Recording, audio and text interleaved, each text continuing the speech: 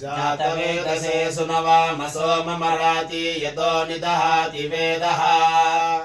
स नः परुषदति दुर्गाणि विश्वा नावेव सिन्धुम् दुरितात्यग्निः तामग्निवर्णाम् तपसा ज्वलन्तीम् वैरोचनीम् कर्मफलेषु जुष्टाम् दुर्गाम् देवीकुम् शरणमहम् प्रपद्ये सुतरसि तरसे नमः अग्ने त्वम् पारयानव्यो अस्मान् स्वस्तिभिरति दुर्गाणि विश्वा पूष्य पृथ्वी बहुला न उर्वी भवातोकायतनया यशंयोः विश्वानिनो दुर्गः जातवेदः सिन्धुन्न नावादुरितादिपर्षि अग्ने अत्रिवन्मनसा गृणानोऽस्माकम् बोध्यविता तनूनाम् पृतनाजितपुंसहमानमुग्रमग्निगुंहुवेम परमात्सदस्तात्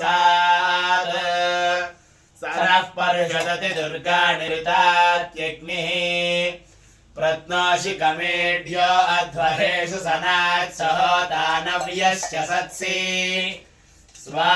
स्वाञ्चाग्ने तनुकम् पिप्रयस्वास्मभ्यम् च सौभगमायजस्व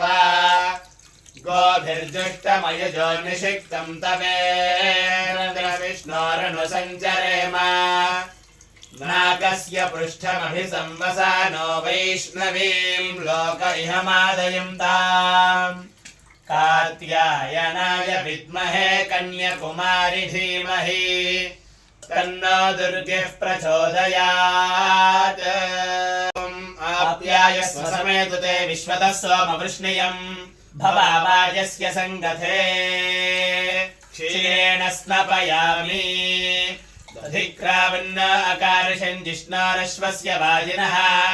सुरभिनो मुखाकरत्प्रणआयोगुंसितारिषत् दध्ना स्नपयामि शुक्रमसि ज्योतिरसि तेजोसि देवो वस्सवितोत्पुनः त्वच्छित्रेण पवित्रेण वसोः सूर्यस्य रश्मिभिः आज्येन स्नपयामि मधुवातार्तायते मधुक्षरन्ति सिन्धवः माध्वीर्नः सन्तोषधीः मधुनक्तमुदोषसि मधुमत्पार्थिवगुम्रजः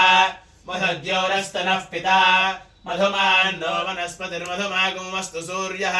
माध्वीर्गावो भवन्तु नः मधुना स्नपयामि स्वादुः पवस्व दिव्याय जन्मने स्वादुरिन्द्राय सुहवीतु नाम्ने स्वादुर्मित्राय वरुणाय वायवे बृहस्पतये मधुमान् अदाभ्यः